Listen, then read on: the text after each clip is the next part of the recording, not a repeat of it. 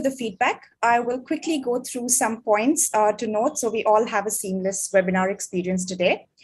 As a part of UniAthena's efforts to provide you with timely topics in varied fields and interesting speakers, we'd really appreciate it if you would be part of the entire webinar from start to end. We are glad to inform you that we'd be providing certificates of participation to all attendees who'd be on board the webinar until completion of the session. In order to not disturb the course of the webinar, please communicate via chat box. We have a very interesting webinar lined up for you today, and we request your undivided attention throughout. You will have the opportunity to submit text questions to today's presenter by typing your questions in the chat box. You may send in your questions at any time during the presentation. We will collect all of these questions and address them during the Q&A session. These questions will be addressed either in between the presentation or towards the end of it. So now that we're good to go, I would now like to introduce our panelist speaker for today, Dr. Shankar Subramanian Iyer. He is an he's an EHS expert and senior faculty with Westford University College. Dr. Shankar is an astute and result-oriented engineer, management, and finance professional with over 3 decades of extensive techno-commercial experience into sales, marketing, business development, and CRM, with profit accountability in a variety of industries that include engineering, construction, mining, projects, finance, and education. He has recently been working on designing a program and course curriculum for quality assurance for business, as well as engineering and vocational courses, along with assisting in the delivery and obtaining sponsorship approval. Dr. Subramanian is currently employed as a senior faculty and business development manager for institutional business at Westford University College. Blockchain in education, data analysis, big data, artificial intelligence, virtual reality, and augmented reality are some of his research interests. Likewise, some of his other areas of interest would include marketing operations, health and safety, strategic management, research and development, emerging technologies, business analytics, business sustainability and resilience, as well as education management. So without further ado, I shall hand over the platform to Dr. Shankar, who would take things forward. Over to you, Doctor. Hi, everyone. Good afternoon and good evening to the various zone people, participants, the webinar. Welcome. And so basically, initially, I'll be introducing the subjects and going into that. And the questions are invited throughout. You can put on the chat box, and Chandrika will assimilate them and ask in the appropriate time. And of course, the questions at some stages in between, I will also ask you to participate. We've got some activities lined up, so it will make the session interesting for everyone. Okay, so without much delay, let me share the screen and go into the subject.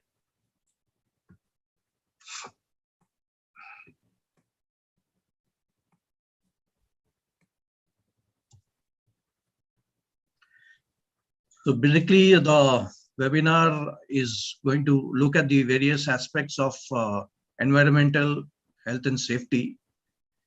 Okay, so we know health and safety and its relation with environment is very important today for any organization.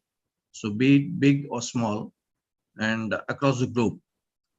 So we'll first of all take on some minor terminologies which are involved in that.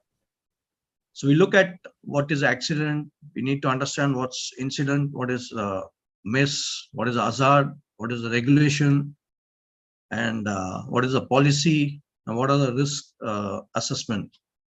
Okay, so that when we talk about it later on, you are on page and you understand exactly what it is.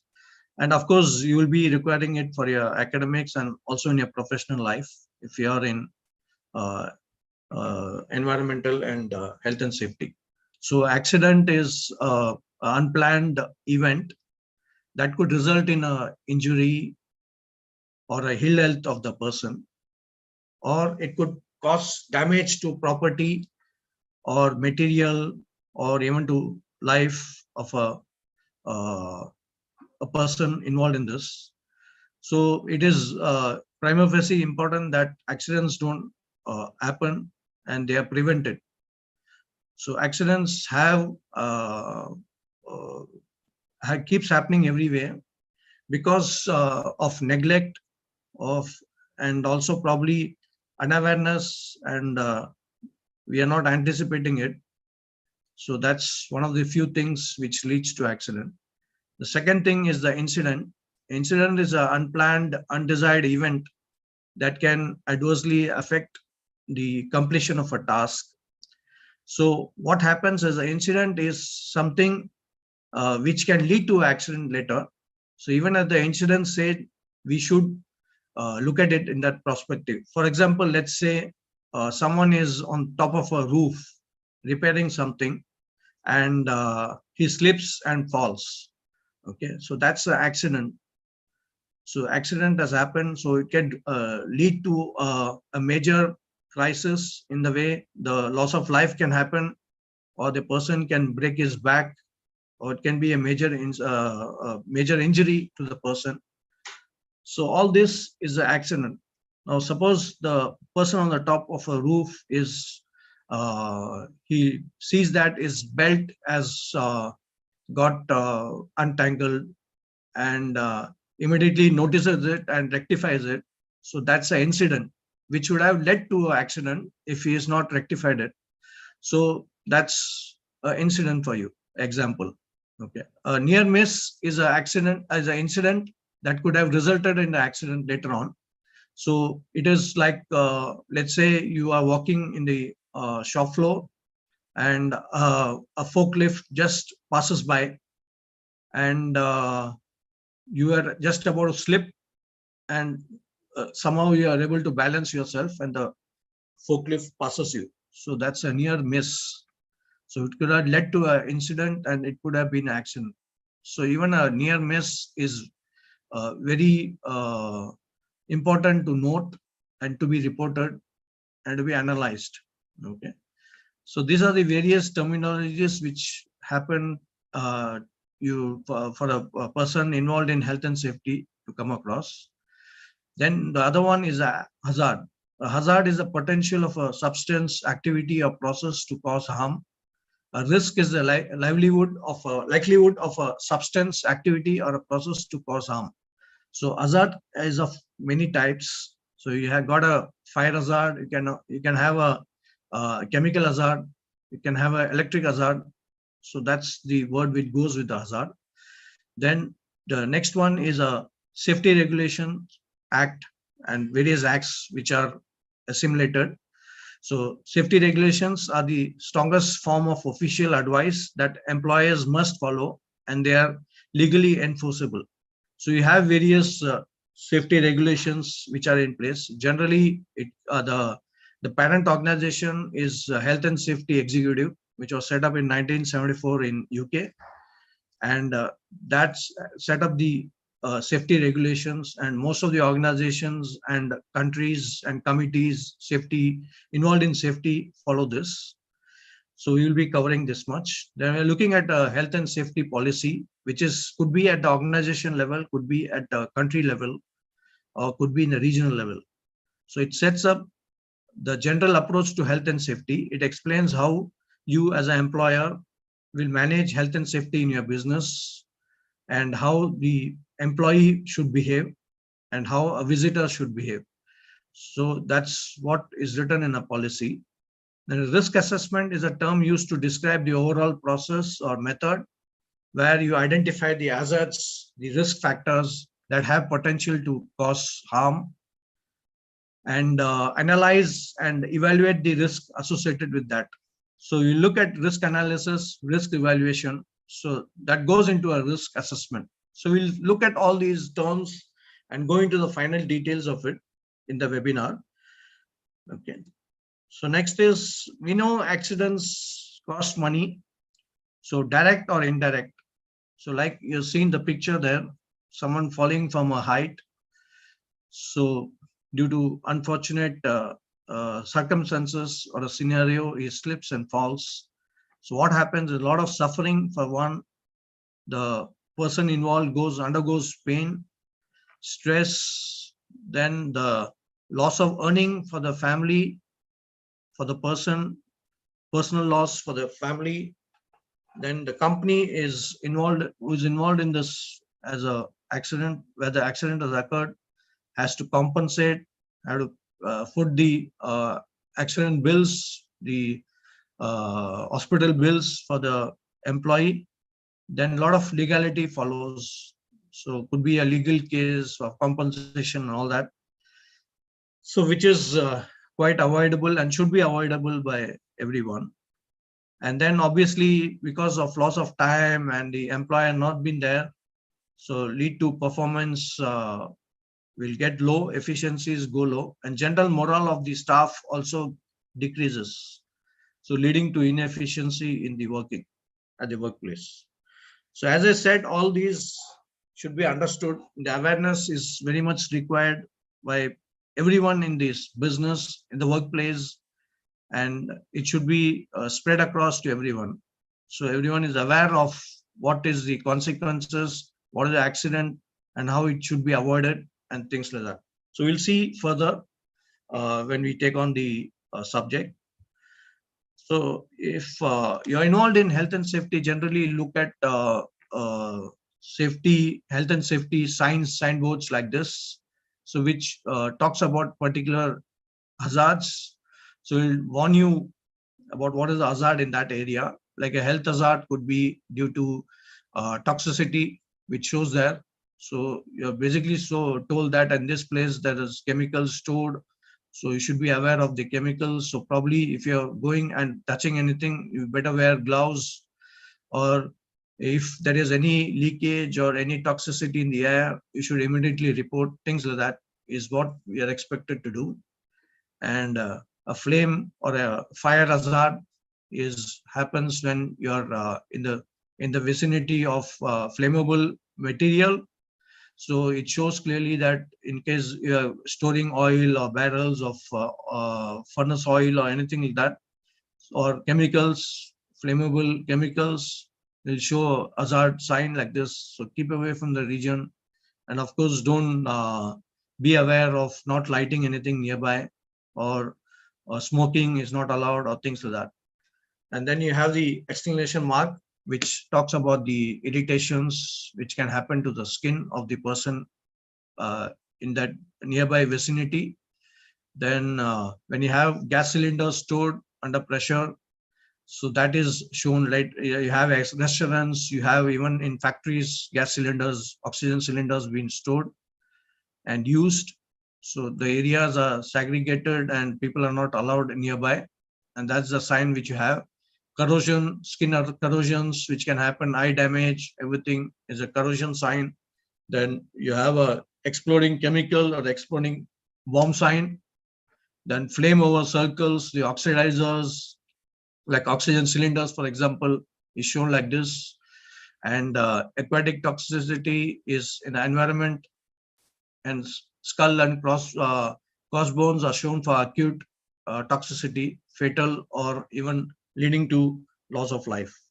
So these are some of the health and safety hazard signs which we should be aware of, and which you learn as a subject if you're doing a EHS course with Athena. And then what are the various regulations which you talked about earlier? As I said, the HSE is the parent organization which is responsible for making these regulations, and which are generally followed by all the communities and accepted worldwide. So health and safety procedure regulations of 1974, that's when the HSE also came into picture. So it's passed by the UK Parliament, and it has in UK, it has got the strength of enforcing all these regulations. So more so in most of the places, like UAE follows the HSE and all these regulations. So in India also we follow this, or Nigeria, or any of those countries across the globe. So these talks about what are the regulations which apply to a workplace, what are the safety standards, what are the safety hazards, and things like that, what we just covered. Okay, next regulation is, I'm just covering some of the regulations. You will see all these regulations are quite old. Okay, why? Because those were the perceptions, and these perceptions keep changing with the type of hazards which keep happening. So you see some of these hazards are still applicable. Most of them are applicable, and more so got added. For that, the regulations are still in coming to in place or in the making. So management of health and safety at work regulation 1999 is talking about how you manage, or how the top management should give the environment for working in the workplace, and then what are the responsibilities of the employers, the employee, and the visitors at the place. The workplace health and safety regulation 1992 also covers to a large extent of what are the hazards in the workplace and what care should be taken. Health and safety display screen equipment regulations 1992 was specifically made for screens, display screens while the employees are using the PCs and the TV screens. So they should not be very bright, and also the way you sit, they are going to mix part of it is discussed very much in these regulations, and what the management and the supervisors are responsibilities are and what are the employee responsibilities. Then the Personal Protection Equipment Act at Work Regulations 1992. So the PPE which is used in different situations, like in a welding shop floor, you have the mask and the helmets, and then you have the frames, the fire frames to protect when you're using a welding rod and a welding the gas dispenser. Okay, so things like that will be covered in this. So what various situations, what are the PPEs which are used, or what are the PPEs you require in the airport, for example, you'll use the mufflers to keep off the noise. So high decibel noise can have a stress, and it can lead to what do you call as deafness, and it can also lead to if it's very high decibel, it can lead to even mental disorder and subsequently lethal. So manual handling operations regulations. So what is the kind of load and how you handle load and how the load should be picked up. And for heavy loads, what are the forklifts and what are the equipments which are used and how they should be run and how they should be used in the workshop. That's mentioned in those regulations. Okay, so you see each of these regulations have different use. Okay, so then you have the provision and use of work equipment regulations. So that's we're talking about in various scenarios. What are the work equipment you'll use? Like if you use scaffolding and you're going to paint a particular, say, a wall of a high building. So what kind of scaffolding you will have, and what kind of equipments, bolstering, how you will have belts to from the top to climb down to clean and also to paint. So those are mentioned there. Then you have the 1995 reporting of injuries, diseases, and dangerous occurrences regulation, which gives you a template of how you make the reports and how the reporting is done. And the working time regulations, like in situations where you should not overload the employees, so that will lead to less stress. So it's not generally advocated that 8 to 10 hours of continuous work and then there should be a break and things like that. So which are talked about in the working time regulations 1998. Okay. So health and safety hazards, obviously the prevention is better than cure for various reasons. First of all, it's very costly. Then you'll have legalities, you'll have the organization will have a brand problem, it will have a bad mouth in terms of it loses image. So all this is, it advocates that prevention is better than cure, because if it's a human loss, the human value of human life is what do you call infinite or in not defined. So that's again very difficult to ascertain what the compensations can be, what are the legalities you can have and enter. So that's why prevention is better than cure, and prevention of safety hazard can control the costs. Okay. So if you look at this scenario, which is in the picture, you will see there's not a very good workplace. So you have the cables running all over the place. So the chances of uh, the workers trembling or the people participating trembling over. You have the books and the parcels kept in the wrong place. Then in the background, you see the man on a ladder. He's trying to fix up something and the ladder is unstable. The chances of fall are there. So things like that. So you should have the, when given a picture, you can easily make out, or if you are looking at a workplace, you can easily make out what is the work hazard and what is the kind of detailing you should look at. So that's what we'll try and cover more in the webinar. So most important is any organization should have a work safety culture, because that's ultimately what's going to get you out of all this trouble. So if you have a safety culture, if the organization advocates a safety culture and it talks about it, it keeps advocating these values to its employees right from the beginning, and conducting workshops and training people and communicating to the employees on a regular basis about this culture. So once everyone has a safety inbuilt attitude in the mind, so mindset to own up the responsibility of keeping himself safe and everyone safe, the environment should be safe. That's a general safety culture we are talking about. So safety culture will inculcate value. The top management leadership should always take up the ownership to spread this and keep the environment and the values of safety culture, and keep communicating till it's bolstered right to the last employee. So rules and procedures should be in place, and as a policy, it should be apparently seen everywhere on a notice boards, on emails, newsletters, and you keep talking, and that's how you increase your culture. And the recognition of the hazards and the work, what are the possibilities of anyone getting hurt on a regular basis will reduce this hazards.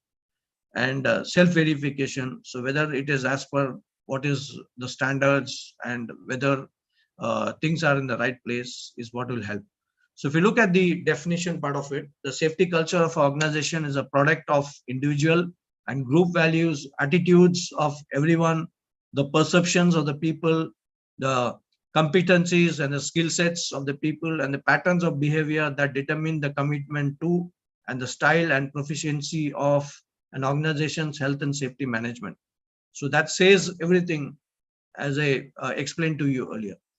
So organizations with a positive safety culture are characterized by communications founded on a mutual trust. So what happens is, if the safety culture is there and everyone is aware of it, so you have a positive attitude and you come to work with a secured feeling. Okay, and then the communication is on. So you're physically communicating, you're also your body language, everything is communicating this, and the mutual trust is there.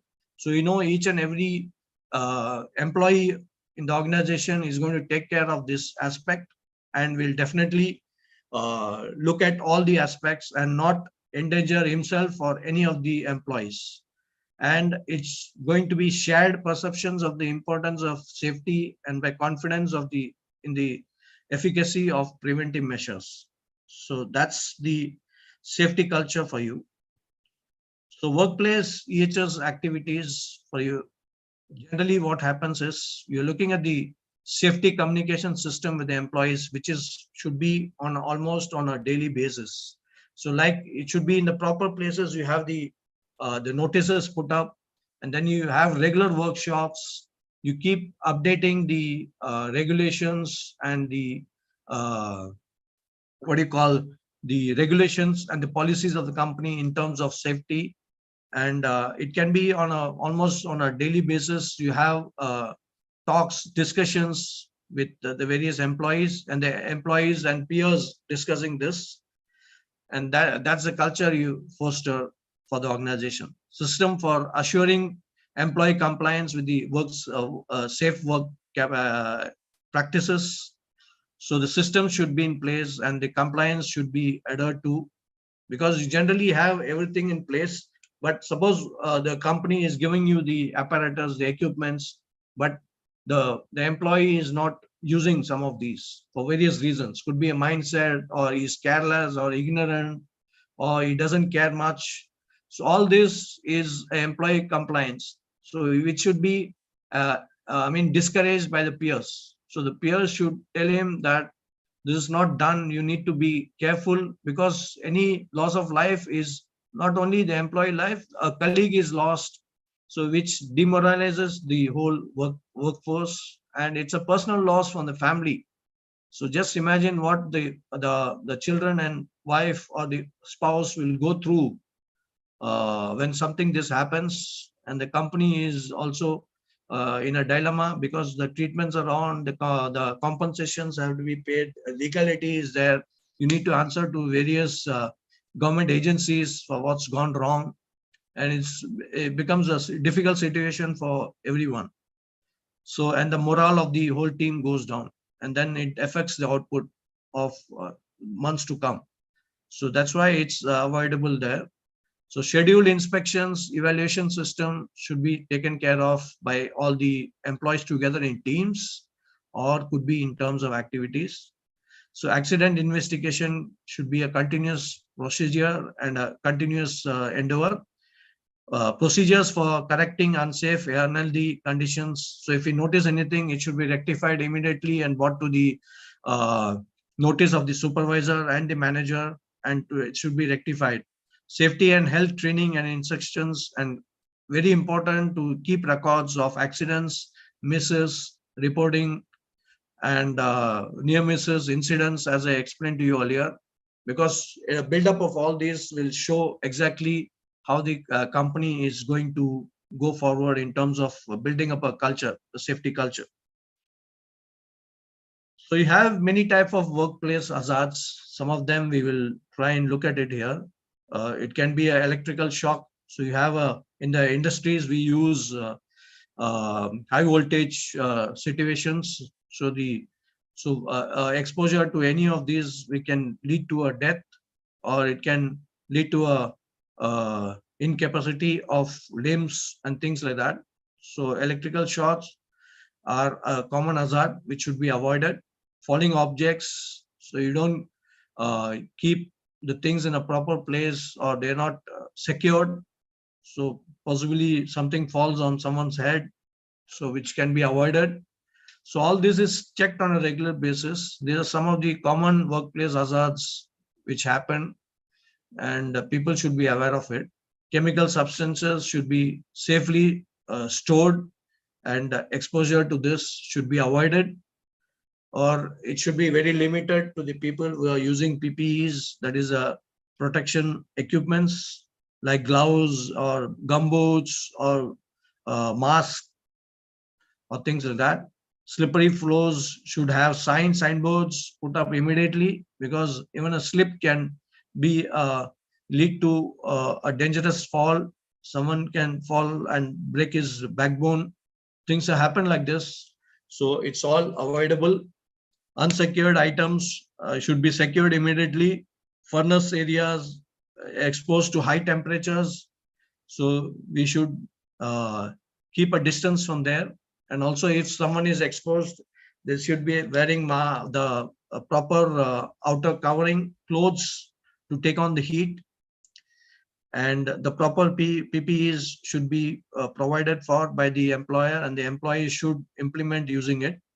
Objects lying on the floor are avoidable and removed. So workplace hazards, in continuation, we have the personal or worker falling from height, which I said, I also explained earlier. So it should, the way it's from practice, how you do. So someone is holding on the ladder, and then you allow the other co-worker to climb up safely and secure himself. You can use bolster straps if you're working at a height. So machine injuries can be avoided if you have consoles or you have cages around it. Okay, noise hazards, like you're working in the airport or the ground staff, you use mufflers, or in some generator sets, you have high noise. So this can be avoided by using mufflers. Life hazards like welding, as I told you, proper PPEs can be used. Poisonous gas is avoided if in case you come in contact. So you are supposed to wear masks. And then ergonomics is something which is least understood and generally not implemented. So you should have the right posture of sitting in the office, and then proper standing time. Like you don't keep workers sitting, or then generally happens in the white collar offices. So guys are sitting around for a long time, and then that leads to health issues. So you should advise the workers or the officers to keep walking and once in a while to keep the circulation of blood going. And radiation areas should be marked, and then proper uh, what do you call PPEs should be taken in case there is exposure. And extreme temperatures can be avoided. Like this happens in cases where people, especially the construction sites, they are made to work in the afternoons in very extreme climates, like in the UAE or anywhere Saudi. So you have hot temperatures. So regulation by them, they say that in the afternoons you don't work, but some companies do get around this. And so if you're caught, the penalties are very high, the fines are high. So the government policies are in place. So each and every agency should work towards this, including the organization. Visibility, again, weather phenomena, like you have foggy conditions, so that can lead to accidents. So should be properly taken care of in that kind of a scenario. So how to avoid workplace hazards? So you should people should talk to each other, keep the awareness going by word of mouth, by training, by discussion, by having signboards, by putting on the notice board. Then training of personnel is very important. How to avoid the workplace hazards, the hazards we mentioned earlier. So generally, we have a separate EHS department. We have, if it's a large organization, we will have sufficient number of people. But if it's a small organization, you'll have probably one or two officers and a manager. If it's still very small, the line manager himself is responsible for these hazards as a supervisor and to take care of that. So keeping health and safety aspects in design itself, regular inspection for the health and safety aspects. So it should be regularly visited and investigated, because this is very important for avoiding the accidents. Regular health and safety audits will lead to less number of accidents, because something has to be done and it's not been done. So audit will immediately show that who is the person who is responsible and who has not done, and immediately that is rectified. Promoting and rewarding safe practices at the workplace can help motivate each and every employee to follow the total safety culture. And regular benchmarking practices, like what is the industry doing, what is the sector doing, and how they are following the workplace hazards and how they're investigating. So that is generally also followed by the ISOs and organizations like that, and even HSE prescribes that. So we can use that as the benchmarking. So coming to the career in HSS, ESH is a good career option and goes well with engineering background and with management subjects. So we encourage the participants to take a look at this, and it's a good field to be in, and the pay is also good, especially if you're looking at oil and gas, or you're looking at even any big factory will have a separate ESH department and officers and managers. So what is the importance of it is in terms of academic view, workplace regulations, and a mental assurance. What is the importance of EHS? So career certifications, degrees, your subject specialty will get you into a job very fast. probably as a lecturer, or you can be even in the various factories, as I just described to you, which follows into workplace. You can be a EHS manager. The company needs such people. The sector needs are there, and societal needs you'll be able to fulfill. So you have the healthcare management systems, so which you have seen in the lately in the COVID situation. So how the last 2 years the healthcare management and the sector has been totally stressed to the maximum, which we know how to go about it. So we have learned our lessons and we're quickly getting out of it. So that's coming out of that's a typical EHS kind of a situation, and how the regulations should be in place, how the government policies should happen, and the HSC, that's the Health and Safety Executive policies, are in place and how they can be followed. And regular inspections will show the investigations, and compliance audits can be ventured into. Then you have the mental assurance, because you have the audits, the quality assurance, the customer expectations in place. So that keeps the organization going and ensuring that everything is in place. So career options again. So you have the environment, occupational health, safety, training, manpower management, sustainability, audits, advisory. So these are some of the sectors and the areas where you can work. So you'll be a EHS consultant, safety officer, industrial hygienist. You can be an environmental science and protection technician, environmental health and safety manager, air quality specialist, water treatment specialist, OSAP, that is Occupational Safety Health Act, authority, compliance assistant specialist, safety inspectors. So these are some of the careers. Of course, it's unlimited, and it's come into the forefront very in the last 2 or 3 years, in the last decade. Because as I said, the subject EHS is huge, and the perceptions are changing very fast. Like it was not very complex 2 or 3 decades back. So you're just looking at the fire and the health and safety like that.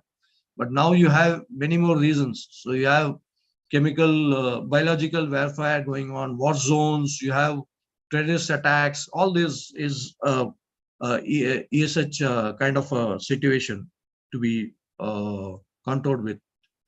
Key elements of a ESH management system is you make policies, you organize the policies into place, implement, plan, measure this, how it's performing, review the performance by regular audits, and it follows a continuous improvement kind of a cycle.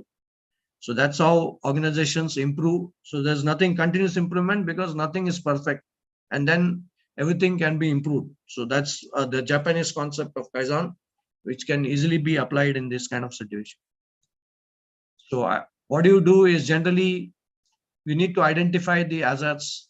So I'll invite our participants to look at these two figures and tell us what are the hazards you can identify and how to avoid such hazards, and identify some of the regulations which will come into place. So these are the questions posed for the participants. So if you can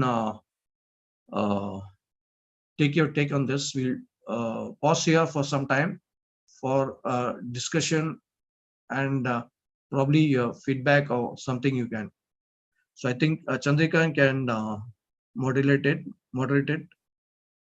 Yes, Dr. Shankar. We have a couple of questions from our attendees. So if you permit me to, I will start asking them one by one, and you could take them forward from there. Yes, go on. All right, thank you. So the first question is from Melvin Carva.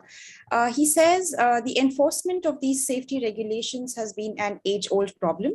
Organizations see safety enforcement as expensive and tend to skip it. What strategies do you recommend to encourage applications of these regulations in companies? So the main strategy, as I told you, the only way you can do is a total culture, safety culture. Because you see, it is not like someone else is going to have a problem. Okay, if someone falls and breaks his back, okay, what happens is, it is as if that person, it's not about that person, it's about everyone. Because general morale of the because that person can be you tomorrow. So this awareness is very much should be there. So what happens is each and every employee gets into this awareness stage, so it can be avoided. It's not about only the management or the expensive equipment or anything. Even some organizations, you get the equipment, but the people are not using it.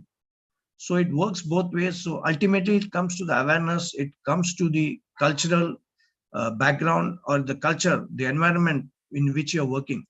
So it is, you need to be safe, and you should also ensure that the others also are safe. It's like when you're driving a car, it's not about who dashes you or you go and dash.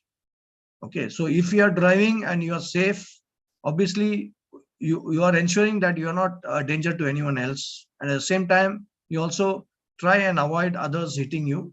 So both ways, if everyone, each and every employee, and each and employee obviously includes the top management also or visitors. So if you have an inbuilt culture, this could be the best situation, and it will reduce the load on investments. So if everyone is aware, so you can find your own ways of doing it much cheaply. Because what's happening is generally it's not done in the way, the awareness is not there. So people go, no one cares for the other. So this is what is leading to the overall situation. So if everyone cares for himself and the other around him, that itself is a very good culture, and that can avoid most of the accidents. And this comes without any cost. There's no cost associated to it. So that's something. And then the organization also sees how you are working and how you are keeping this culture. They will encourage you by motivating, by probably giving you awards, rewards, both. Thank you. All right. Thank Good you, question. Dr. Shankar. And I hope, Melvin, that answers your question well enough. The next question is from Esborn John, and he'd like to understand a couple of things. He says, I think it's wise for the organization to provide a simple safety guideline for the employee to follow and abide by. Wouldn't you agree, since in most society cultures do not really read with different reasons? Yes, again, it comes to the basics. No, it's the question is coming to the same.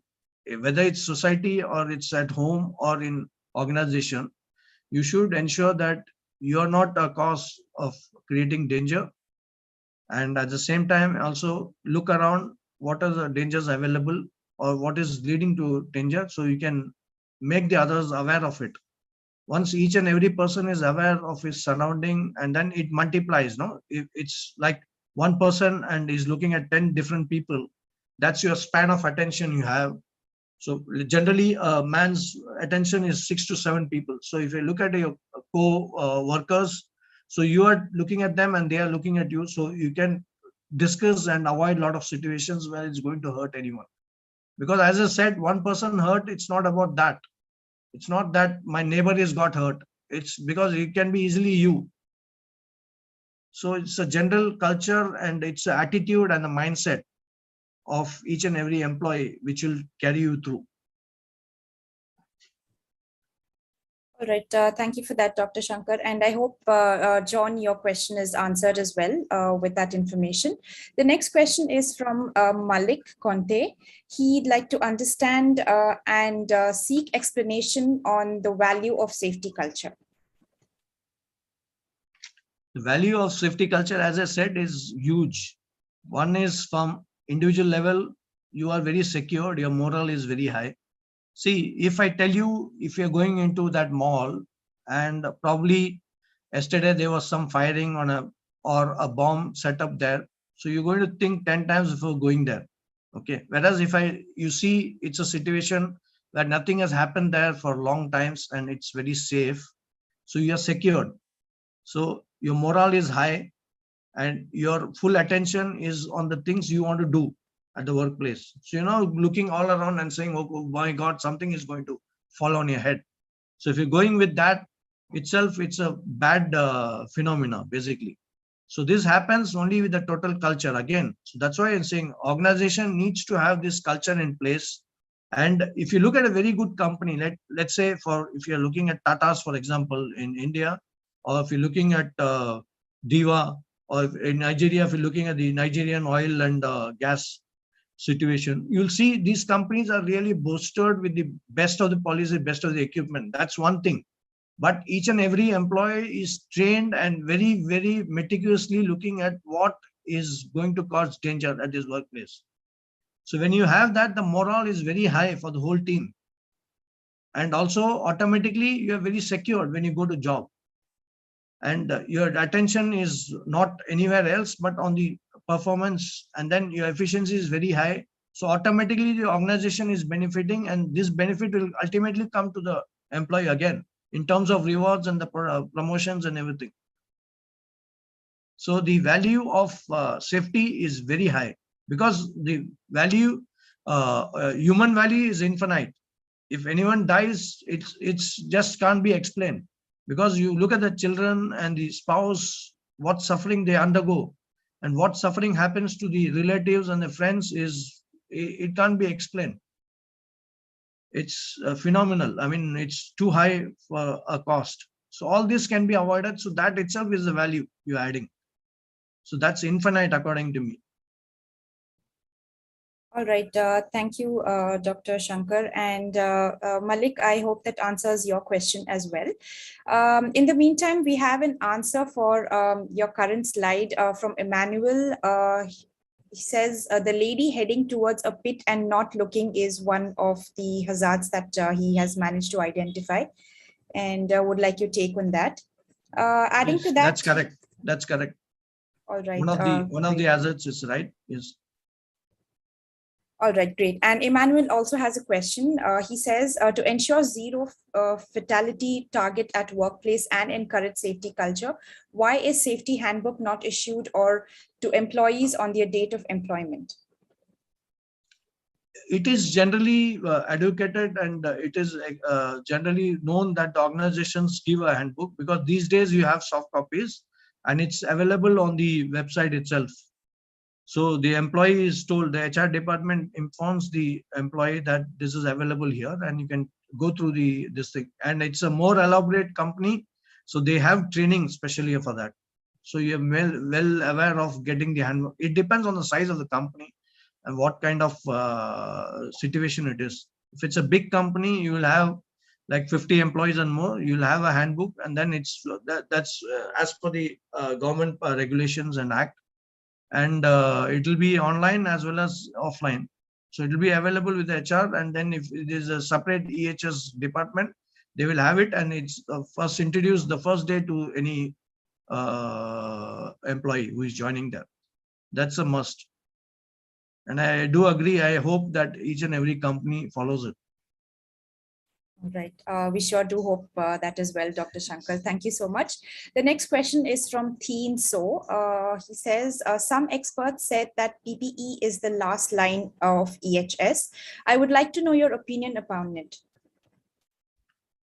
Yes, PPE generally, see, what happens is in certain situations you need to work, and those situations require that you are exposed to certain kind of hazard.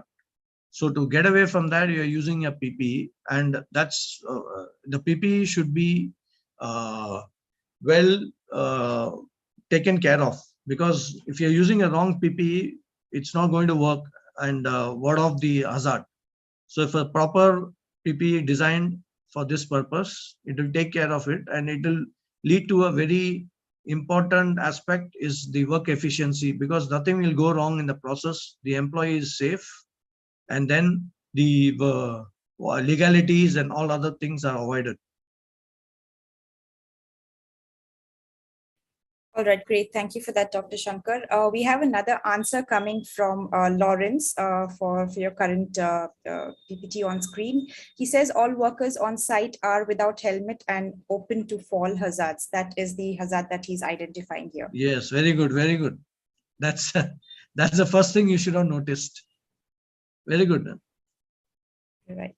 All right, Dr. Shankar. So moving on to the next question. This is from Walter, and he says, would you kindly explain us the characteristics of a hazardous area, its definition, and also is working underground a mine a part of a hazardous area? If yes, and why? mining underground is definitely a high hazard area. So you have to be careful, but it doesn't mean that you cannot ward off the hazard. So you have to take care, especially when you're going underground, the breathing gets very difficult. So it depends on what depth you're going. So oxygen levels get really squeezed, and chances are the workers may feel the pressure on their organs. So if it's too deep, generally they start giving you oxygen, or they have oxygen cylinders kept there. So you can go and get some oxygen and then come back. And then that's why those people are not on a continuous basis kept there. So you just go there, work for some time, come out, get fresh air, and then they are properly regulated. So that's one way. And then can you repeat the question? The first part I forgot. Yes, sure. So Walter is asking, would you please explain us the characteristics of a hazardous area and its definition? Continuing to that, he also wants to understand if working in an underground mine is also a part of the hazardous area, and if yes, why? Yeah. So part of the hazardous area is in the mine. I already explained to you. So hazard is generally what can go wrong in a workplace. So one of the things in the underground mine is the oxygen levels for one. Second thing is the mine can collapse. So as they go down, they bolster it properly, and it's a systematic way they go down. So it's not that it's mining is a hazardous kind of activity, because you're going ripping through the heart of the earth. So you got a lot of things to take care of, but it's occupation, so you cannot do without that, because you're going to drill for material. You need to go underground. That's where it is. So even oil, gas, everything is underground. So but then you need to take care of that. There are various standards and regulations. So you meet any of these, and then they're very strictly followed and very strictly regulated and properly audited also. Inspections take place on a regular basis. All right. Thank you, Dr. Shankar. And I hope, Walter, that answers your question. Before we move on to the next question, Doctor, we have a couple of answers. We have a student not able to view his name because he's probably joined through a smartphone. So it's just his phone that is reflecting with the same name. The hazard that he's identified is the guy standing on the two crates will fall. And yes, good. Because an unstable way of climbing on top and doing some job. Yeah. Right. And then we have Stella, who says from the diagram, the workers are not using a helmet, safety boot, and a cap, etc. So that is a hazard as well. Yes, the PPs are not on, so that's a hazard. Yeah. Right. Right. We have Kalinga Luskello, who answers stating that the man on the ladder will fall because the other guy is also pulling some cables, hence leading to an injury. Yes, unstable situation. Nice, nice. So you guys have answered it in a proper way. I'm very happy. Right. So I think you we also got have the catch Mary. We also have Mary, Dr. Shankar, who says the lady in the pink dress is not appropriately dressed for the workstation. She is not having safety boots. Yeah. So, you know, you're having safety boots for one, maybe having a heel shoe or something, which is not recommended at all. So yeah, of course, the PPs are a helmet and other things are recommended, which is not done. So it's so thanks everyone for coming out with the answers. So that shows you people are really in a EHS environment and ready to learn more. Yes, so we have a lot more answers coming. So I'll just read all of them together. Yes. It says the man's. So you just go through the answers. We'll just keep saying yes and no. That's it. All right. It says the man on the ladder will fall because the other guy is also pulling the cables, hence leading to an injury. Then it says the man spraying is not wearing gloves. Yes. And on the other hand, the guy standing is also not wearing safety gloves. Yes. Someone should be holding the ladder. Yes. The man on the far left in white also needs help with moving the box. Yes. The forklift driver cannot have a view in his front because the forklift crates are too high. Yeah, excellent, excellent. And the other identified hazard is that the man on the ladder, the ladder safety requires two guys working where one is climbing and the other one is holding the ladder appropriately. Excellent. Yeah. Improper lifting of metal pipes needs more lashing. Yes. Yes. And it says to avoid the hazard of a guy standing on two crates, he can also use a ladder as a bridge. Yes. Excellent. Excellent. That's really exceptional answering. I'm happy. Yes, indeed. Indeed, Dr. Shankar, our students and our attendees are truly very interested and answering, very prompt with their answers, actually. All right. So if you permit me, I'll move on to the next question. This is from Dennis Opus, and he says, do we need country certifications for safety, and how do we get such certifications? So generally what happens is the job description, if you look at any job description or organization, they ask for certification. So you can have a NIBOSH or you can have ISO or IOSH kind of certifications. There is a professional companies who are offering that. And of course, we have Athena and our branch of certifications, which you can get. So it is recommended that you are certified. Otherwise, you're not fit for the job. Or even if you join, it's recommended that you go and get a certification as a professional. It will help you add value to your CV as well as to your job profile, because these are some of the skills. As I told you, looking at things and identify things requires a detail of eyeing or getting into the details and investigative mind. So these are some of the skills which is very highly recommended for a EHS kind of a job. All right. All right. Thank you, Dr. Shankar. And Dennis, I hope that answers your question. We have another question from an anonymous attendee. And he says, well, in my country, most of the organizations and companies do not follow and even hire safety manager or advisors. How would one encourage them towards this crucial element? So if the companies are not following, it is actually very dangerous. So then it's left to the employees how you can individually look at it, because you cannot obviously invest anything, but then you can look at the assets and try to avoid the assets. That's the starting point.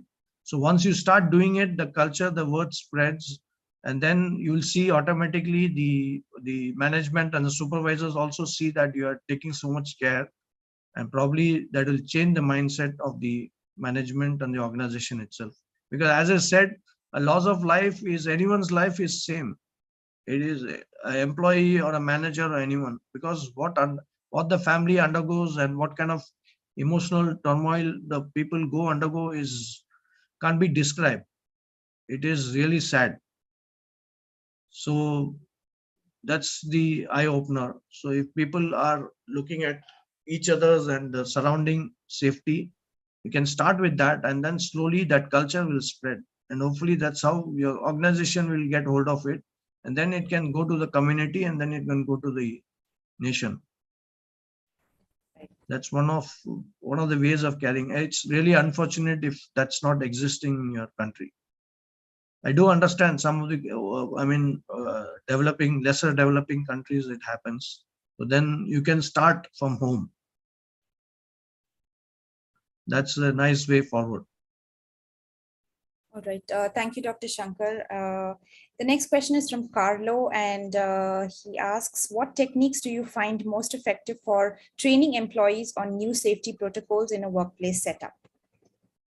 So training sessions are generally simulations. You can that's a higher stage. First, you start with like this, the PPTs explaining each and every situation and what goes, and then you can give them live things that you can go to a particular session and see what is the hazards which are available, what kind of things they can able to identify. So like pictures I shown here, there in the workplace, it will be live situations. So we make a list of that, and risk assessment assessment can be done, and evaluation analysis how to avoid it can be done. So that's another training on the job. And then of course the workshops, and then you have the discussion forum with the other colleagues, peers, and then the simulations. Basically you can simulate these kind of situations on computers, on using VR, virtual reality, metaphase, and then like fire drills are a stimulation. So like that, everything can be simulated. So that's a very interesting field, which I'll be describing later. All right. Thank you, Carlo. I hope that answers your question. And thank you, Dr. Shankar. We have one more question from Esborn again. He says, Dr. Shankar, I do really agree with you as prevention is better than cure. On the other hand, the occupational safety and health authorities are to provide awareness and trainings to society and safety representatives. How can you advise OSHA on matters related to higher penalties that are provided to certain organizations or companies on issues that have been never addressed in safety? Is the higher penalty a solution to the problem? Actually, there is no answer for this. What I'll just give you an example. About air pollution. Okay, it's unfortunate that any of the developed countries, they have a backlog of, let's say, US, for example, has to be spending about $200 billion in the carbon footprint. Okay, because of the pollutions they have created. So it's again a health and safety hazard. So if we look at any of these oil countries, UAE, 100 billion, Saudi, 150 billion, they are not spent even $1. Okay, so that shows what kind of, they only keep extending the dates. Earlier, 2000, they said 2020 was the zero carbon day. Now 2020 is 2040, some countries even 2070. So that means they're not going to do anything. So if that is the inclination of the top leaders, so it's very, very, very sad. But you look at some leaders, like in India, you have the current Prime Minister, Narendra Modi. Is after this, he is pledging so many of his time, and he is encouraging organizations to go into this. So that's the start. That's why I said it always starts at home. Let's not advise anyone else. You start doing, and by looking at you, the others start doing. That's how it spreads. So at home, you are safe. At workplace, you are safe. So 10 people are looking at you. They also practice it. So slowly it'll go to the community. Slowly it'll go to the nation. And then if all the citizens want it, the leadership cannot stop you. Right. They will have to invest. That's how it should go. Right. Thank you, Dr. Shankar. And Esborn, I hope that answers your question. We have RM Dos Santos asking, the health and safety requirements are always developing. How do you know which one is best for you? Yeah, there is no best, because it is always a continuous improvement. That's what I was saying. Continuous improvement using Kaizen is what you're doing, because nothing is perfect. So it depends on the perception. The risk perception keeps changing, with the risk hazards keeping shifting, because the environment is changing. So about 10 years back, we never knew what is a virology or a bacterial hit or a viral. The COVID has proven it. So you can have a biological warfare, you can have a war zone. So what you can do, like people of Ukraine are all scattered. So no one plans for it, but then you need to have the agility. So I can give you examples of companies like Toyota. So when you had the earthquake, you have a tsunami, and everything is washed off. Your plant is washed off. So within the next 7 months, they have back in production the whole plant. So can you believe that? So that's resilience, and that's high confidence level of reworking everything back. So you have a crisis, you face the crisis. So your culture comes from that. So how strong you are as a culture, and what kind of organization culture you have in terms of safety and how you regard it. So they closed their nuclear plants, and then the whole thing was started again. They rebuilt it within 6-7 months. So that shows the resilience of the whole country. It shows the resilience of the organization, Toyota. So you have live examples. It's not that it's not done. Unfortunately, the culture is not across the board. So that's why I said you start at home. So if you keep yourself safe and your surroundings safe, so people will start. So your neighbors and your peers will start doing it, and slowly it spreads. That's the only way you can get out of this situation. All right. Thank you, Dr. Shankar. I think we should move on with the presentation now, and we can take the rest of the questions towards the end of the session. Okay. Generally, the things to do is identify jobs that involve work at height and plan the work to ensure that appropriate precautions are in place. This is a reference to the earlier two things. Okay, and a lot of answers came across involving this. I'm very happy with that. Have a risk assessment in place, have a procedure for the selection of correct equipment and ensure that selected equipment is actually used. Communicate risk control measures to the workforce, ensure workers are competent to use the equipment that has been correctly installed and assembled, arrange inspection and maintenance of equipment as appropriate. So these are some of the things relative to that scenario as well as in general you can do. And that answers a lot of questions. I'll just give you a scenario here again. So construction site safety. So you look at what has happened to the site, and this is a real disaster. Okay. So what I want you to do is just punch in some of the answers, so that, or keep a track of it or put it on the chat. So what are the things, what are the hazards, and how you will remove this? Okay. So just another activity to keep you going. So next is the occupational health and safety policy is the first thing the company should have. The planning for that is very requisite. Planning for hazard identification, risk assessment, and control. So most of the organizations are way into this. If not, this is a way to start. So legal and other requirements, objectives, then what are the OHS management programs you can build in. Implementation and operations can include the structure and the responsibility. So you can have a hierarchy, who is the people responsible for what, and you can earmark that. So training, awareness, and competence, who are the people involved for the training and how they come and train, and what is the awareness levels and what is the competence which is should be instilled. Then consultation and communication, because you see most of the times there's the communication. So if we communicate properly, things will drastically improve, the whole scenario can change. And then documentation of all this, so that it is for this purpose, and then for the future you document everything. Document and data control, operational control, then emergency preparedness and response, then checking and corrective action will involve performance measurement and monitoring. So you measure and see how we are doing actually. So what are the accidents which have happened, incidents, non-conferences or misses which have happened, records and record management, audit, then management review. And it's a continuous process, as I said, so feedback, and then you keep doing this on a regular basis for continuous improvement. So what are the EHS job skills people would look at? So you should definitely have eye for minute details, which you've seen. I showed you a picture. Many of you answered a lot of things correctly. So that shows you have the eye for minute details. So it comes with practice also. So on the work floor or on the job sites, you will develop this.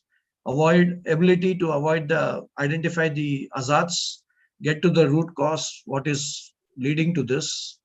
Then find ways to mitigate or eradicate the danger or risk. Then bring awareness and spread awareness on EHS. So support the safety culture and the importance, benefits of such culture, because once you know what is going wrong and what's going wrong and why it should be improved, so then the participation can be improved, because that's an incentive that you don't get hurt and your family and your surrounding and your friends and relatives are not hurt. So that's also on a high level. So this valuable, realization will help you carry you through. So support the safety culture and the importance benefits of such a culture, and you should keep spreading this message. Build teams to spread and assess the risk, continuous updates and training to everyone. So as I said, everything starts at home. So right from home, then your workplace, from the workplace to your community, to your societies, to your nation, to international organizations in general. That's the way to go forward. So I know it's not being done, but then that's not what's not being done. We already know. So what is that we can do is what's more important. So that's why I'm educating this kind of a situation, how to go ahead with this. Finding a solution is all more important. So continuous improvement, as I keep insisting on. So you plan, you do, check, act. So that's a PDCA, which is continuously improved on. So the most efficient part to reduce accidents and improve safety in the workplace is to continuously review issues, incorporate solutions, and maintain a focus on safety at all levels of the organization. The next is the benefits include saving time, saving money, increasing customer, employee, and stakeholder confidence, improving brand reputation. Because that's obviously when you are in a safety situation, it shows, the results shows. So your organization doesn't have any big accident. Like you're looking at Toyota, so they are fantastic in their everything. So just in time, you have the lean manufacturing, you have management, you have the TPS, Toyota production systems, and obviously the accident levels are net zero. So hardly, maybe in 20 years, just one-off accident, and that too could be a miss. So that shows the organization culture, it shows the commitment of the employees, it shows the commitment of the management, it shows everything, whatever I have said, the safety culture in place. So you do have such organizations. You can look at Tata companies. You can look at in India if you are there. If you're looking at Nigerian also, I don't know the Nigerian oil is, or if you have Mobil or any of these American companies there, you'll see how they follow the safety features. So risk assessment is again a skill. So 5 steps to a risk assessment explain is to identify the hazards. So decide who may be harmed and how. Evaluate the risk and take action to prevent them. So record your findings, review the risk assessment. So obviously the HSC, they have risk assessment templates. So you can actually borrow, most of the organizations use them. And then that's how the recording is done. So how risks and hazards keep increasing. As I said, this is a subjective matter because the perceptions are changing and the ways the what do you call, the hazards are keep increasing. So you have a mall system, very mall, like there's a scare, for example. So everyone is running, you have a stampede kind of a situation. So that's a huge hazard. So you have a bomb situation, a bomb hazard, or it could be explosion, or any of these you see, or in the recent this thing, COVID, so a COVID hazard. So the same stands for the events. So same stands for the war zones. We are seeing live the Russia-Ukraine thing. Natural calamities, I already cited one, the Japanese tsunami situation. Then all this is leading to environmental awareness. You see now the bacterial and the virology kind of situation is vastly increasing. So you will have this risk, water risk, you will have this air risk, that's a pollution. Okay, so we are literally cutting our own feet. So you have the carbon imprint going wrong. So obviously you see the net effect is 3 to 4 degrees increase in climate across the globe. So you look at any country, you will see that last year there was something, last 2 years or 3 years back, now it's already 2 or 3 or 4 degrees more. Why? Because of what we have done to the forest and what we have done to the soil and what we have done to nature. So we are only dumping plastics in the sea, and that's coming back to us in terms of plastic entering the fishes and the sea animals, and then that's what you're going to consume. So at the molecular level, you have tiny plastics which you are going to eat, and you are also going to get slowly poisoned by the same plastic. So it's already seen. There are a lot of confirmations on this, a lot of research done, and doctors are amazed to see plastic ending up in the stomachs of the humanity. So that's what we are doing with no awareness. So things should change. If you're aware, you will advise everyone. So it's not restricted to the organization any longer. It is on across the globe what you're trying to do. So That's why the agile EHS program and culture I advocate, which I keep insisting on. So agile is basically, so you keep changing to meet the dynamics of the market, dynamics of the environment, dynamics of what's coming on a daily basis. So you need to be agile, you can't be stagnant. So when dynamism is the nature, so the companies have to be agile, they have to adjust to this. So that shows the resilience, like I showed you the example of Toyota. So agile work safety program can reduce risk, reduce incidents, lower costs related to injuries, and build a better safety culture. So what is agility? Is the ability to make strategic shifts in systems, processes, and technology. For a company to be considered as agile, it should be able to change from one stable situation to another in a timely manner and very fast.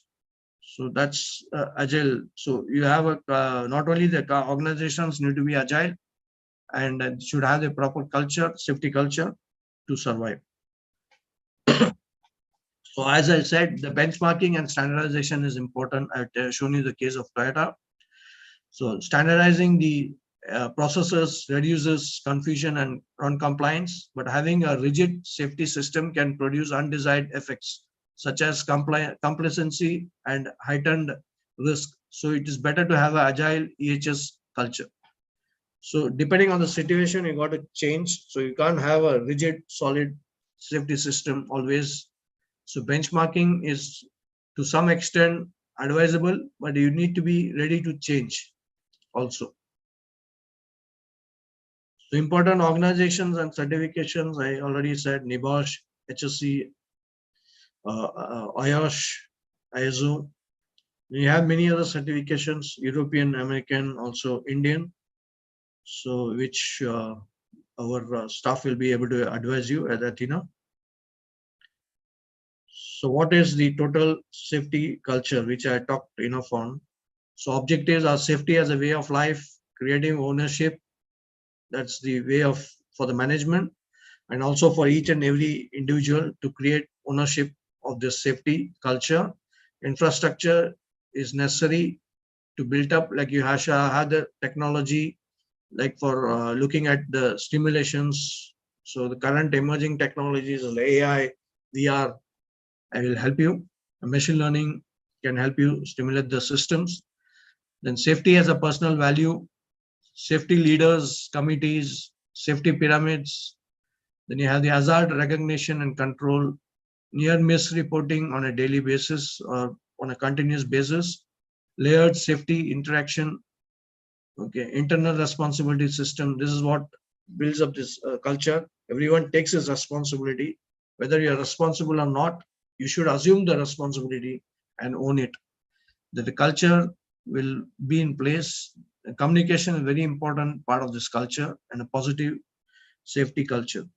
So that all leads to a total safety culture for your organization. Then you spread it maybe from home to your workplace, workplace to your organization to society, and from society to communities, from there to the nation and international. So how do you positively reinforce these categories of reinforcement? It's economic. So obviously, when it's everything is safe, you see you save a lot of money because prevention is always better, as we already talked about it. Second thing is the social positive interaction between the people will help when you have the concern for yourself and for everyone around. So that is a positive reinforcement for safety. Then morale, the right thing to do, because and it obviously gives you inner satisfaction. So if you do something nicely in a proper way, it gives you satisfaction that you have done something really good. And obviously the peer pressure, if your peer is doing it, you are also forced to do it. You cannot neglect it. And then it keeps spreading to next team, to the team, to the organization, to many more teams, to the department, to the organization, to the society, to communities, and from the communities to the sector, to industry, and then the nation and international. So when you're looking at the goal of the organization is employees to ensure that work and all other activities protect and promote the health and safety of employees, visitors, and customers. Safety principles responsible for continuous practice of safety and environmental compliances. Okay, nothing is so important that it cannot be done safely. That is one thing you need to understand. And obviously, if you cannot do it safely, it is a hazard and it's going to devalue the whole system, your culture. So overall success of safety program is a shared responsibility. As I keep insisting on, the culture, supervisors and staff must show leadership and provide good example. So target zero. There is goal, something to work toward. Take responsibility, cannot put on others. Change way of thinking. There is a culture. Zero accidents is a goal. So this is very much achievable. You've seen, I have already shown you some companies who are doing it. So it can start from your home, from yourself and onward. So safety team, management, EHS and prospective health supervisors, employees, safety committees are the way forward. The management commitment is the key. Ultimate responsibility for safety, legal obligations to provide safe workplace, provide leadership and make safety a priority, display proper attitudes, provide the resources. That's the management responsibility. Supervisor responsibility is leadership, good example, attitude, provide resources, equipment, guidance, safety in workplace or plans or evaluation, feedback on the safety and environment, enforcement. That is, if you see something is going wrong, you need to report to your supervisor. So supervisor gives a feedback to the manager, and from the manager goes to the top management. And then whatever has to be replaced or any equipment is required or anything to be done, it is properly done. So ensure training is provided and you attend and respond immediately to safety issues. Okay. Then coming to the employee responsibility, as I said, active participation in the program, self-awareness, and then you go into taking responsibility and ownership, continuous practice of compliance, use only safe tools and equipment, wear proper PPE, notify supervisor of the accidents, near misses, spills, fires. This is very important because if you keep it to yourself, it is not known. Even though it is something has gone wrong, you need to report it so that it's not repeated. And notify the supervisor of any importance. So something happened to you, tell it. So what are the examples? Environmental radiation, biological infection control, animal care committees. These are different committees you have. Departmental and unit committees, facilities, services, safety committee. Okay, housekeeping, safety committee. So various countries it differ. So I'm just giving you some examples to look at it. How the modern technologies can help out. As I said, you can simulate the most of these situations. So that you know how to respond and how the organization can respond or how an individual can respond. So EHS crisis due to plastic, biological attacks, nuclear outbreaks. So this happened very recently with the Japanese tsunami, and it has been phenomenal resilience from those companies. So the practice in such situations can be done by drills conducted. So you can simulate the situation like a fire drill. So you can have a tsunami kind of a scenario set up, and then you can see how people respond. So CCTVs and the drones, the AI, VR, ML can help create such patterns and see how the situation can be faced. So it was very much tried towards the used during the COVID, and that's how the people want to know when it is stage 1, stage 2, and phase 2, and all that, because we could really predict what's going to be the next, how the viral is going to take place. So thank you very much for attending this, and you can have some questions before we wind up. All right, thank you very much, Dr. Shankar, for addressing this very interesting topic. We are now going to begin answering questions submitted earlier and during today's presentation. Just as a reminder, you all can still submit your questions through the chat box, either on the main chat box or on the QA chat panel. And Dr. Shankar, moving on to our questions. The first one that we have is from Marlon, and he's asking the discussion is very, okay, he's actually telling us that the discussion is very interesting and informative, and he wants to thank you, Dr. Shankar, for this fruitful session. Thank you very much. Okay, the question that we have is from Akeem, and he says, my question is, how can this presentation be helpful in oil spill response management in the environment, safety and hazard arena?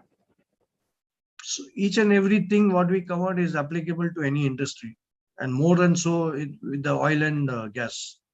So you see the safety culture for your company, wherever you're working, is a must. So you should look at what are the hazards and how you'll avoid them, and then keep spreading this awareness. That's the first thing, and then try to build up a safety culture.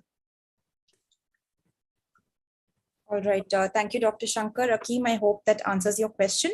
The next question would be from Sohag, and he wants to understand how can one make good relationships with the supervisor in connection with EHS? So what we need to is you go and talk, have a candid, talk with them, discussion on what are the kind of hazards you see, why something is not been done. You can request that this needs to be done. Most important is when you talk like that itself, it shows your personal interest in the matter, and the other person is automatically impressed, because you see, as I said, every person is concerned about his own safety as well as the others. If you see in a neighborhood, something happens to you, so 10 people are getting affected. They really feel sorry about it. It could be avoided. Definitely, everyone will take the responsibility to avoid it. So that sets a discussion. So if you keep talking like this, it goes from the supervisor to the higher ups, and that builds up a culture. You start doing it. So initially, it will be slightly difficult, but you continuously do it. It does matter. That's how people change. The mindset and the perceptions will change. All right. All right. Thank you. Thank you, Doctor. And Sohag, I hope that answers your question. We have two questions from an anonymous attendee again. The first question would be, how can we ensure the safety of our youth? And the second question from the same person is, have you experienced any illegal activities in the field of HSE? If yes, how did you deal with it? For the youth is the learning point. It's not about the youth. Even I consider myself youth. I'm 55. But then it is a learning point. It's got nothing to do with the age. It's only the attitude and the perception. So you want to learn, you will learn. That's one thing. So I encourage all of you to attend more seminars, get the awareness, maybe visit some organizations where it's really, or go to the websites and visit, and they talk about this. ESH is widely discussed, and they take the CSR activities of all the companies will be available on the annual balance sheets and also on the websites. So you see how much care they are taking and how much they are spending on that. But still, it is tip of the iceberg. We need a lot of more efforts to do. That was the first one. What's the second part of the question? Sure. The second part of the question is, have you experienced any illegal activities in the field of HSE? If yes, how did you manage to deal with it? Yeah, because a lot of companies where I worked with, a lot of people were not adhering, especially at the levels when even if the equipment was available, they were not using it. So I used to insist on, because in some cases they were even the bosses. So I insisted that they do it. Even to the extent of saying that if you're not going to do it, then I'm going to go to a higher up, because it's not about your health, it's going to be our team's health. So that's the way you need to start with, and it's your own right, because something happens, it can happen to you. So I'm not going to risk my life for someone's ego. Right. Right. Thank you, Dr. Shankar. The next question would be from Samin Atif, and he asks, what are the modern safety practices in mega construction projects? Each of this is what we discussed. No? A major project is not any different from the pictures what I showed you, a site. So it's all starts from there and then it goes up. So only thing, the mega projects are more complex, so more hazards, more care to be taken, more risk assessments to be done. Normally they follow, but sometimes it's human nature to be negligent or be careless, because one person is not keeping the thing or the time. The whole thing goes for a toss. So it's the way the culture is what do you call set. So the background is very important, that it's right from the day one people talk about it, and the importance is ingrained in your blood. Then you don't miss out. That's the only way forward. Right. Right, Dr. Shankar. Thank you so much. And Samin, I hope that answers your question. We have another question from Mary, who wants to understand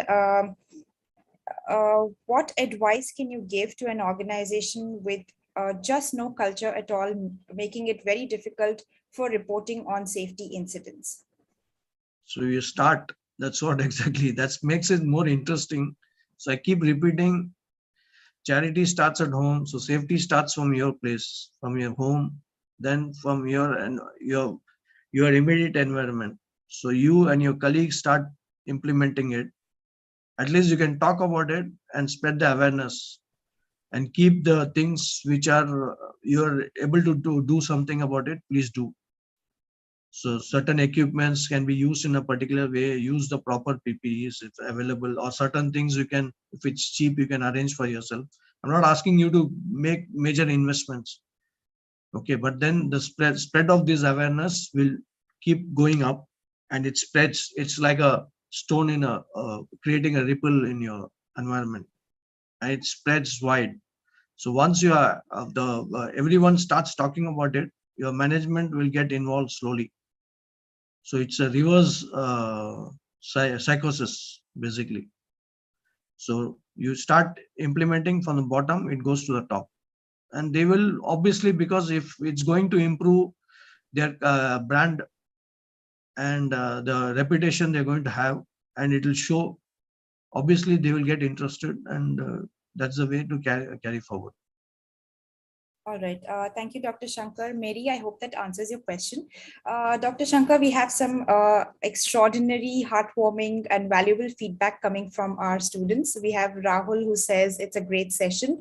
We have another student who says, great presentation. Doctor, you are awesome. Thank you so much. You are right, doctor. It is always good to talk to superiors and supervisors because they are interested in production and targets. We have Asif, who says very well organized and explained. Thank you so much, sir, for this great presentation. We also have Shahid, who says, thank you, sir. Your presentation was superb. We have Erickson, who says, full of learnings tonight. Looking forward to more such safety trainings. We have Yadrin, who says, thank you for this meaningful discussion. It was a great presentation, Dr. Shankar. We have Marlon, who says, thank you, Doc. I have learned a lot today. Akeem says, very helpful presentation from Dr. Shankar. Looking forward from your millions of years of experience. Thank you, Doctor, for your presentation. He says, Thane says, thank you for this informative and valuable session. We have learned a lot this evening. So we have some extraordinary feedback coming back from our attendees. We also Thank have you very Stella. much for participating and also patiently going through it. I hope I have started inculcating the culture, because it's my immediate need, I feel, for the youth, for everyone, in fact, that this culture spreads. Not only for one, I'll be more than happy if it spreads and you people are instrumental in doing it, and you can do it. Please do so. Right. Right, Dr. Shankar, thank you so much for answering our student questions, our attendee questions rather. We still have a lot of feedback coming for the session.